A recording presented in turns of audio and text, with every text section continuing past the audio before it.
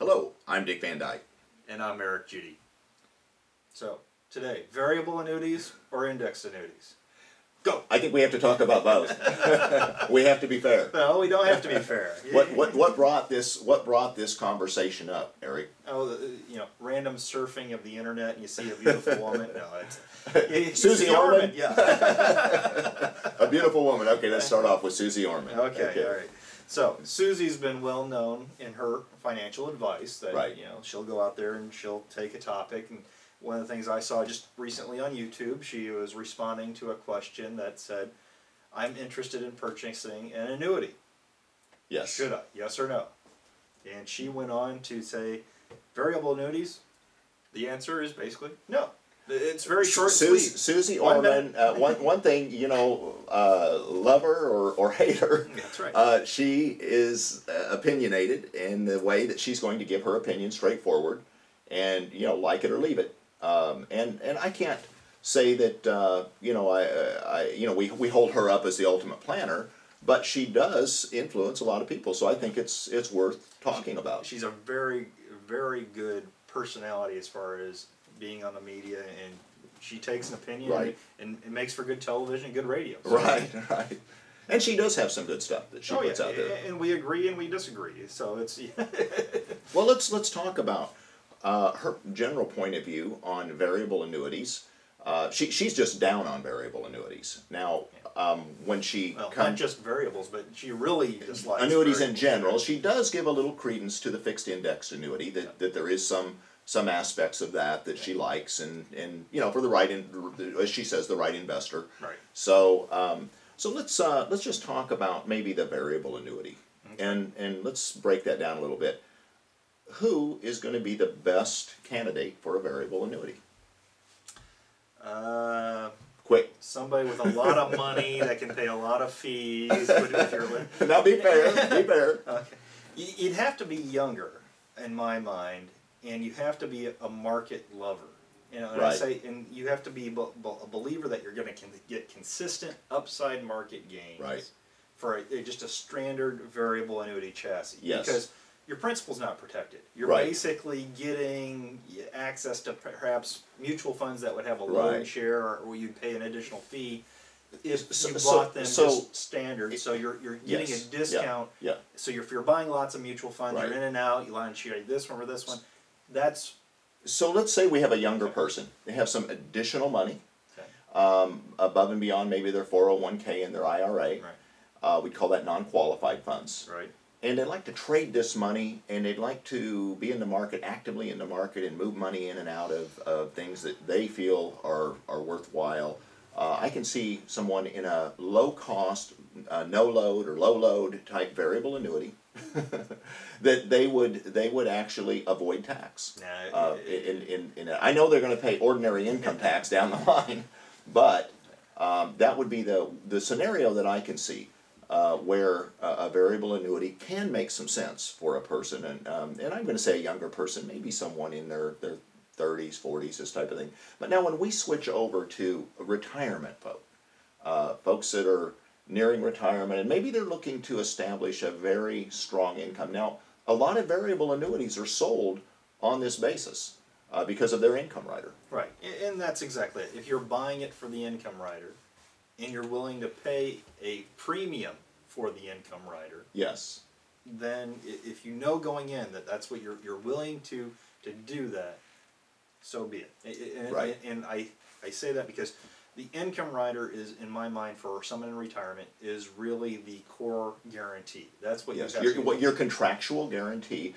And when we compare the variable in this realm to the hybrid or the fixed indexed annuity, then we see some pretty stark differences, especially in recent years. When I go back maybe 4 or 5 years ago, it seemed like the variable annuity income riders were superior to the fixed indexed and the hybrid annuity. And then over the last few years, it's been a complete switch around, where you can get a higher payout typically from a hybrid annuity. You can get a higher compounding roll-up for growth, for future income. And the fees are considerably less with a hybrid annuity. I mean, like 1/4 or 1/5 or even lower. So, And one of the things we should, and I want to back up and explain, because I get this question a lot, because people are confused. yes. When they think, I'm interested in a variable annuity. When they say variable, I always have to say, all right, explain to me what a variable annuity is to me. And Yes. in their mind, anything that doesn't have a set fixed rate of return year after year is a So they might variable. call an indexed annuity or a hybrid annuity a variable. And, right? and then we see the word hybrid again here. Yes, that gets very utilized confusing. In both the variable When someone world. starts talking to me about a hybrid, the first thing I have to decide is, are they talking to somebody that's trying to influence them to buy a variable annuity? Or were they talking about someone, something they had learned about an indexed annuity? For us, when we talk about hybrid annuities, Yes, it's a fixed index chassis right, with an income rider. right. Some people actually will use that term for a variable, and they say, well, it's a hybrid because we threw an income rider Right. on a variable as well. And there's some credence to that, but if we go with the, I guess the preponderance of evidence out there on hybrid annuities all over the internet, it's the fixed indexed annuity. Exactly. It falls in the hybrid And category. so the key thing for us is variable does not mean variable rates of return. So when you're looking at a annuity that doesn't necessarily have that consistent return, like 1.5% year Yes, after year after yes. year, that doesn't mean it's a variable.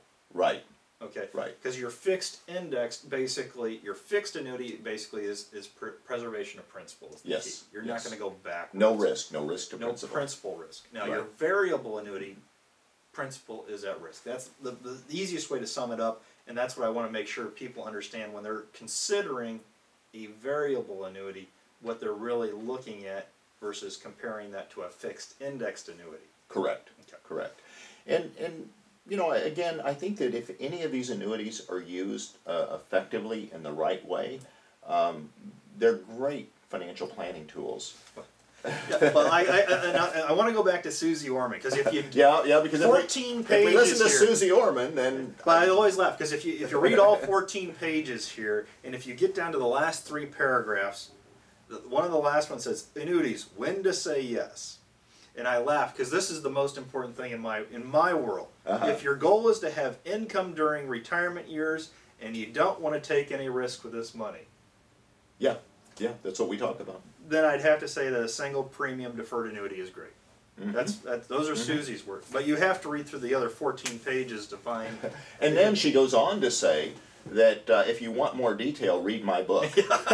So I laugh because it's when we talk to people about retirement and taking risk in retirement, that's something you really don't want to do with your foundational income, and Right. so I always laugh when I look at that. Of course, if you want to maintain risk and keep gambling, Yeah. Well, let's put her video up on the blog, I'll add then that. and then this article will be there, so you can read it for yourself. So. And so, Eric, I mean, what's the best here? A hybrid annuity or a variable annuity? Well, are you going to make me choose for which type of person?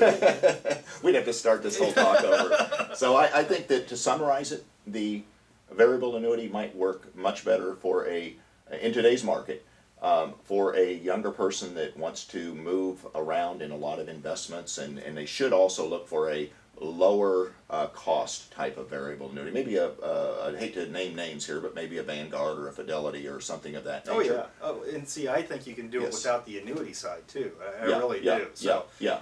So you could, but that's just if you just want to invest. right, and when we say Vanguard or Fidelity, it's because the fees there are less than A lot 1%. less, yes, Yeah. yes. But it still doesn't cover some of the other concerns that you buy an annuity for, and that's Right. the strength of the income rider and this type of thing. And that's where the hybrid, I would have to say, for those that are near retirement, in most situations, they're going to get much better contractual guarantees, better income payouts, that type of thing, with a much lower fee structure. Yes. So that's where they fit in. Exactly. If you're using this for retirement, fixed indexed takes the risk out of the way. Okay. I think we did it. Thank you, folks. See ya. Bye-bye.